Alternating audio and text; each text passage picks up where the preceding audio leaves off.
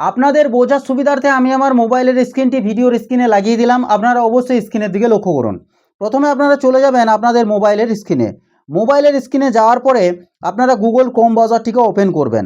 Open করার পরে আপনারা এখান থেকে সার্চ করবেন সোশ্যাল রেজিস্ট্রি .wb.government.in। এই যে ওপরে যে ওয়েবসাইটটা শো করছে এই ওয়েবসাইটটিকে আপনাকে ওপেন করতে হবে। তো চলুন আমি এই ওয়েবসাইটটির উপরে ক্লিক করলাম। ক্লিক করার পরেই আপনাদের সামনে এই ধরনের একটি ইন্টারফেস চলে আসবে। এখানে দেখুন অন্নপূর্ণা ভান্ডার গভর্নমেন্ট অফ ওয়েস্ট বেঙ্গল, অর্থাৎ রাজ্য সরকারের অফিসিয়াল ওয়েবসাইটটি শো করছে। তো এই ওয়েবসাইটের উপরে আমরা ক্লিক দেব। ক্লিক দেওয়ার পরে আপনাদের সামনে এই ধরনের একটি ইন্টারফেস চলে আসবে। এখানে আপনারা দেখতে পাচ্ছেন সিটিজেন, ফ্যামিলি লগ ইন, আর একটি নিচে শো করছে দেখুন department officer.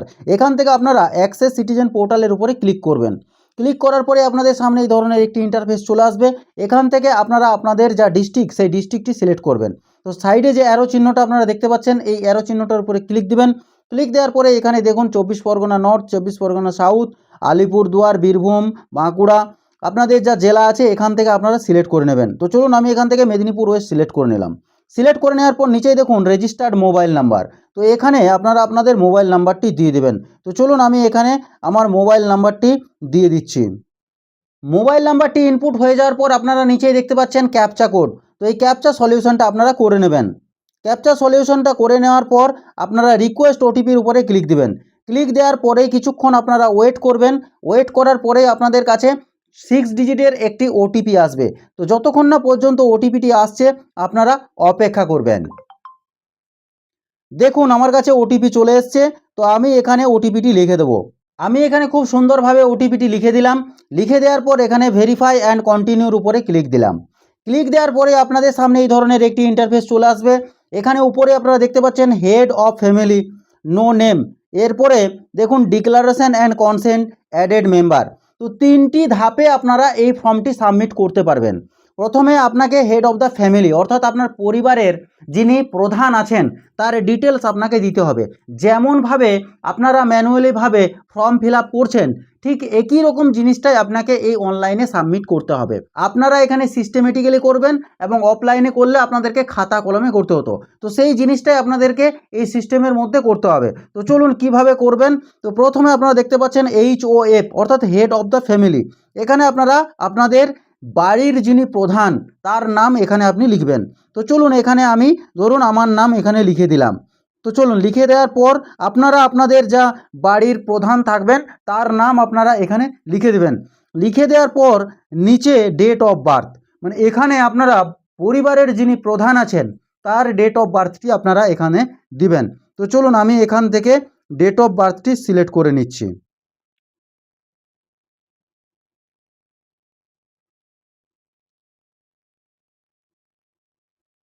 Date of birth select করে নিলাম। এরপরে নিচে দেখতে পাচ্ছেন জেন্ডার। তো এখান থেকে আমরা জেন্ডার সিলেক্ট করে নিলাম।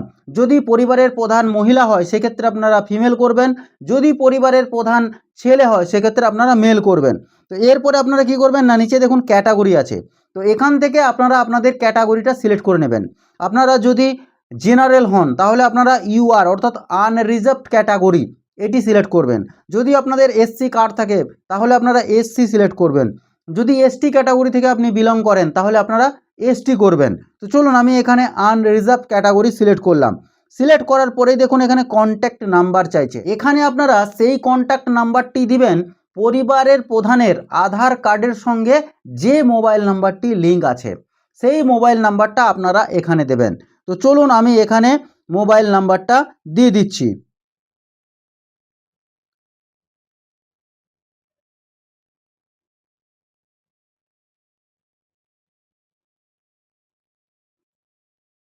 মোবাইল নাম্বারটি আমি দিয়ে দিলাম।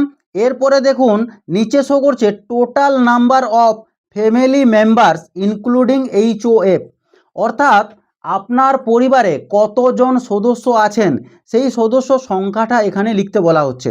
তো আপনার পরিবারে যদি 2 জন থাকে তো আপনি 2 জন লিখবেন, যদি 3 জন থাকে 3 জন লিখবেন, যদি 4 জন থাকে 4 জন লিখবেন, যদি 5 জন থাকে তাহলে 5 জন লিখবেন। তো এখানে আমি 5 জন সিলেক্ট করে দিলাম। তো 5 জন সিলেক্ট হয়ে যাওয়ার পর আপনারা এখানে নিচেই দেখতে পাচ্ছেন ডিসএবিলিটি স্ট্যাটাস অর্থাৎ আপনাদের পরিবারের প্রধান কি ডিসএবিলিটিস অর্থাৎ বিকলাঙ্গ, যদি ইয়েস হয় তাহলে ইয়েস লিখবেন, যদি নো হয় তাহলে নো লিখবেন। তো আমি এখানে নো করে দিলাম। এরপরে আধার কার্ড ডিটেলস চাওয়া হচ্ছে। তো এখানে আপনারা যে আধার কার্ড ডিটেলসটি দেবেন সেটি হচ্ছে পরিবারের প্রধান যিনি, তার আধার কার্ডের নাম্বারটি আপনারা এখানে দেবেন। তো চলুন আমি এখানে দিয়ে দিলাম আধার কার্ডের নাম্বার।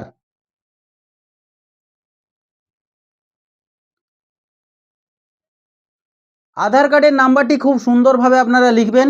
লিখে দেওয়ার পরেই নিচেই দেখুন আধার কার্ড নাম্বার লিখে দেওয়ার পরেই এখানে দেখুন শো করছে আধার কার্ড ডকুমেন্ট, অর্থাৎ এই যে আপলোড ফাইল, এই আপলোড ফাইলের উপরে আপনারা ক্লিক করবেন।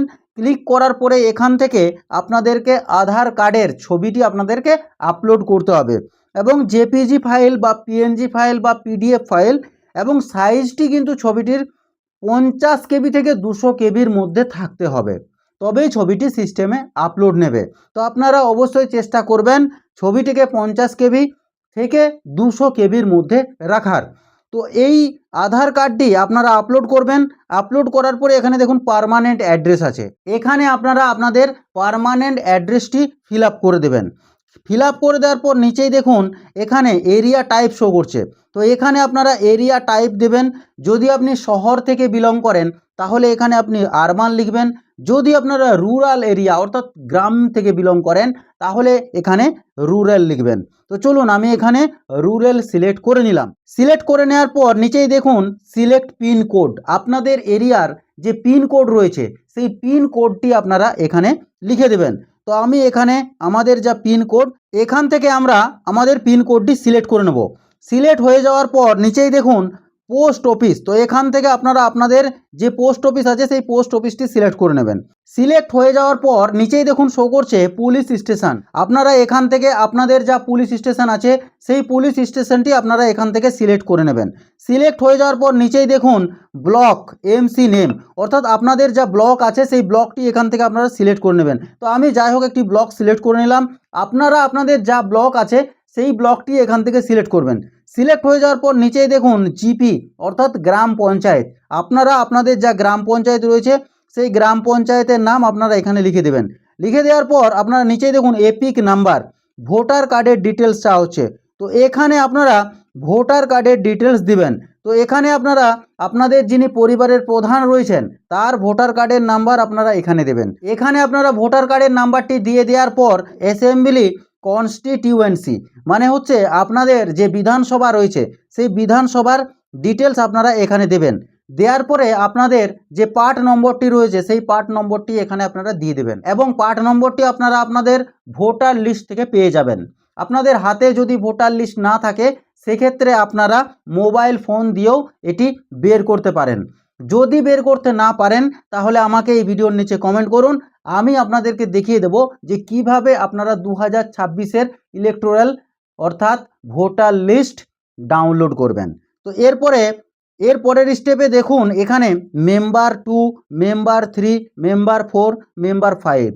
তো এই যে আপনারা দেখতে পাচ্ছেন এখানে আপনাদের পরিবারের যতজন সদস্য রয়েছেন তার ডিটেলস এখানে দিতে হবে। আপনারা চাইলে এখানে অ্যাডেড মেম্বার করে আরও সদস্য বাড়াতে পারেন। আর যদি মনে করেন যে না আমার এই 5জন সদস্যের থেকেও কম আছে, তো সেক্ষেত্রে আপনারা এই কাটা চিহ্ন থেকে কমিয়ে আপনারা 2জন 3জন যতজন আছে এখানে আপনারা করতে পারবেন। এরপরে আপনারা দেখতে পাচ্ছেন ডিক্লারেশন অ্যান্ড কনসেন্ট। তো এই কনসেন্ট অ্যান্ড ডিক্লারেশনটা আপনি যখন পুরো প্রসেসটি কমপ্লিট করবেন, কমপ্লিট করার পরে আপনাকে এখানে টিক মার্ক দিতে বলা হবে, অর্থাৎ সম্মতি যেটাকে বলা হচ্ছে।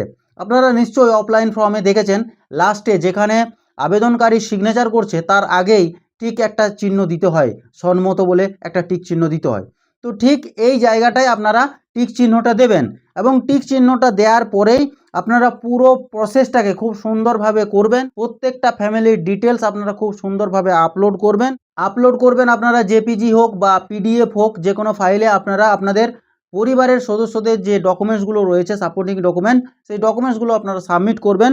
সাবমিট করার পরে নেক্সট করবেন, এবং নেক্সট করার পরেই আপনাদের সামনে একটি ফাইনাল সাবমিট বটম আসবে। তো সেই ফাইনাল সাবমিট বটমের উপরে আপনারা ক্লিক করবেন। ক্লিক করার পরে আপনাদের রেজিস্ট্রেশন নাম্বার সঙ্গে সঙ্গে দিয়ে দেওয়া হবে, এবং সেই রেজিস্ট্রেশন নাম্বার আপনাদের খুব শীঘ্রই আপনাদের প্রসেস করা হবে।